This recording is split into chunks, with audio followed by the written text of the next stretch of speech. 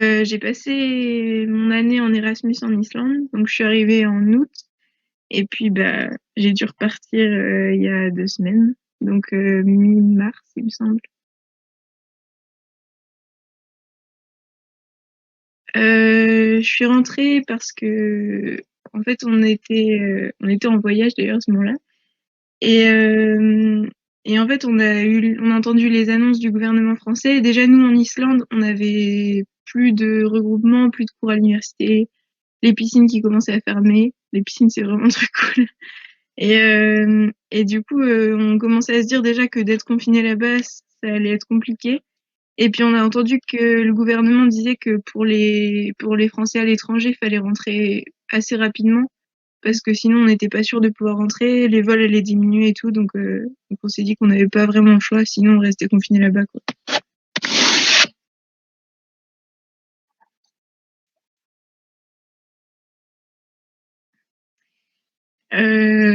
Ça aurait été compliqué de rester confiné parce que j'avais une petite chambre vraiment de 4-5 mètres carrés. Donc je pense que ouais, ça aurait été galère déjà de pas pouvoir sortir et puis en plus d'être vraiment dans un petit lieu. Après, au final, les pays du Nord, enfin, je sais au moins pour, il me semble, Suède, Norvège, Islande, Finlande peut-être, je sais plus, bah, Allemagne, c'est pareil, ils sont pas confinés totalement. Donc au final, peut-être que ça aurait été mieux de rester là-bas, mais dans tous les cas, je préférais quand même bah, être avec ma famille parce que il y avait pas mal d'étudiants qui rentraient en fait, la grande majorité sont rentrés.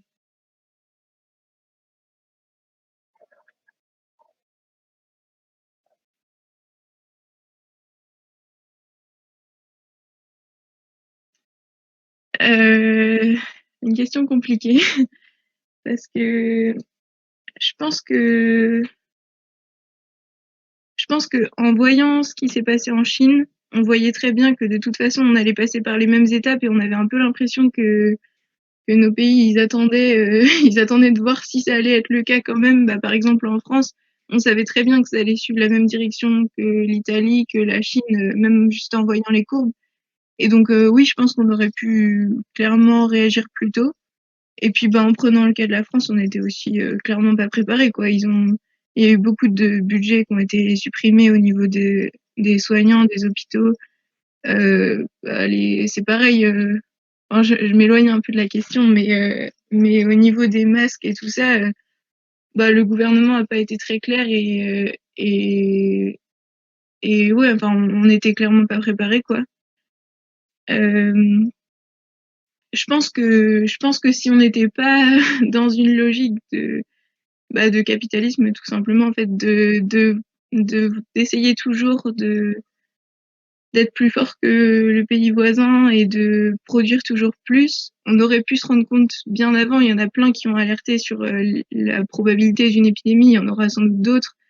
Il y aura peut-être des relents de celle-ci, mais c'était évident qu'à un moment, il y allait un truc qui, il allait avoir un truc qui allait péter, que ce soit une crise économique ou sanitaire. On aurait pu le prévoir, je pense, oui.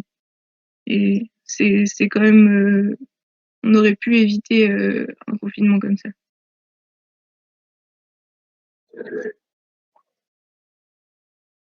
Non, en fait, j'avoue que j'ai du mal à être vraiment inquiète. Et il y a eu, au début, ça m'a fait un peu peur. Et puis, en fait, le fait que ce soit tellement de gens, que je sois tellement loin de tout ça, au final, enfin, je me sens pas touchée personnellement par la maladie. Je connais quelques personnes qui ont eu le coronavirus, mais ça a pas été très grave, quoi. C'était juste une maladie. Et puis, bah, après, c'est toujours des chiffres, quoi. Donc, je me sens vraiment assez loin de tout ça.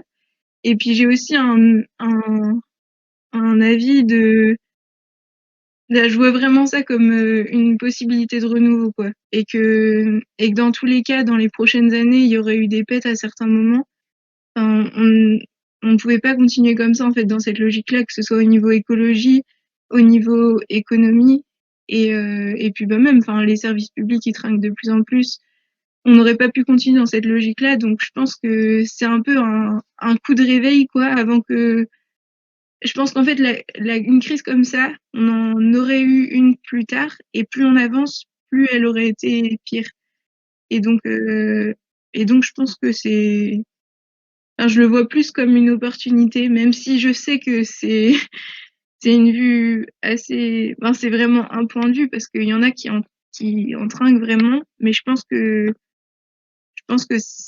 cette crise, elle aurait pu être bien pire plus tard, quoi. Et que si on peut en tirer les conséquences maintenant, ça peut être une belle opportunité.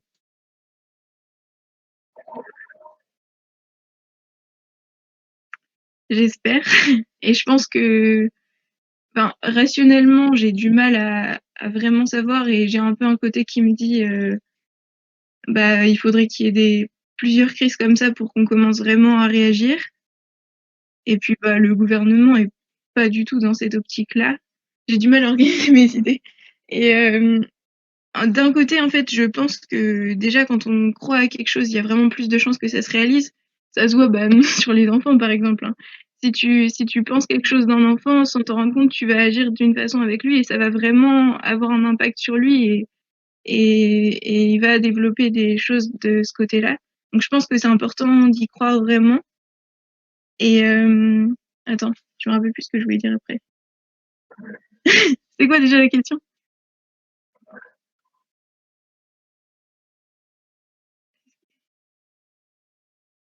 Et puis oui, en fait, il y a eu, mine de rien, il y a eu pas mal de réveils niveau écologie.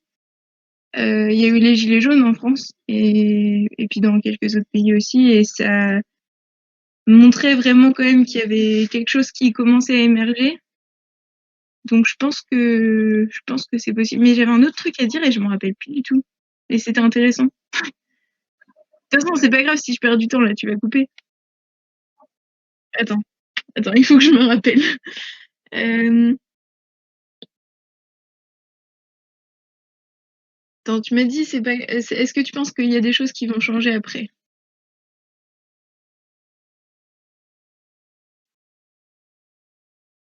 Oui, au pire, je reviendrai peut-être dessus, ça reviendra sans doute.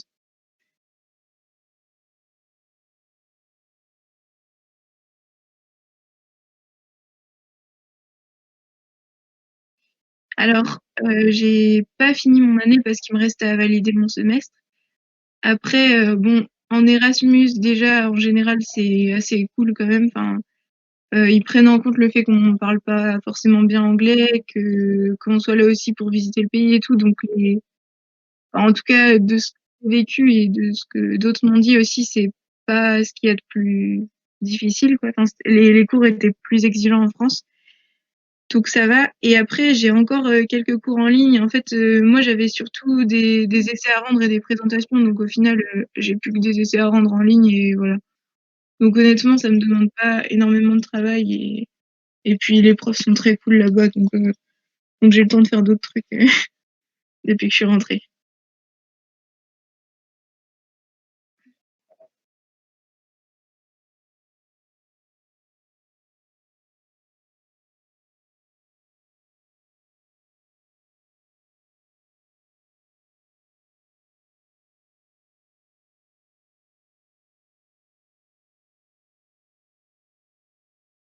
Non, pas du tout. Vraiment, la maladie en elle-même m'inquiète pas du tout. Je sais que c'est grave pour certaines personnes, mais bon, rien qu'en voyant les chiffres, ça tue beaucoup moins de monde que même le tabac ou l'alcool, quoi. Enfin, c'est que d'autres maladies, que bah, la grippe, on en parle, la malaria. Enfin, il y a plein de maladies ouais, ou d'addictions qui tuent beaucoup plus de gens. Et en plus, moi, en tant que jeune et sans problème autrement, enfin, sans problème de santé, je me sens absolument pas concernée. Donc, j'avoue que. Et puis, je savais qu'après, j'allais pas contaminer de gens, quoi, parce que je rentrais ici. Bon, mes parents avaient pas de problème non plus particulièrement, donc non, ça m'inquiétait pas du tout.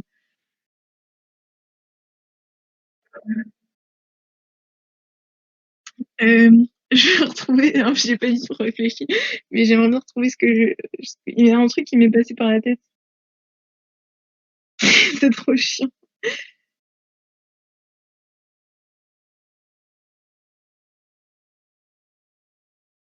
C'est par rapport au changement plus. Et bah ouais, en fait, je pense que tout ça, ça révèle vraiment. Déjà, on voit très bien que l'économie, plus on va dans le sens de l'économie et continuer la croissance économique, plus la maladie elle a de chances de rester là, quoi. Et je trouve que ça pose vraiment des questions de qu'est-ce qu'on veut en fait, comment est-ce qu'on veut vivre et pourquoi, et qu'est-ce qui est le plus important, quoi. Et le fait que ce soit un temps aussi, bon, c'est ce que je dis là, ça concerne que les classes privilégiées, mais une partie des personnes vont pouvoir aussi prendre le temps de réfléchir un peu et de plus être dans le train de leur vie tout le temps. Et donc peut-être que ça va poser des questions, ouais, plus de comment on veut vivre.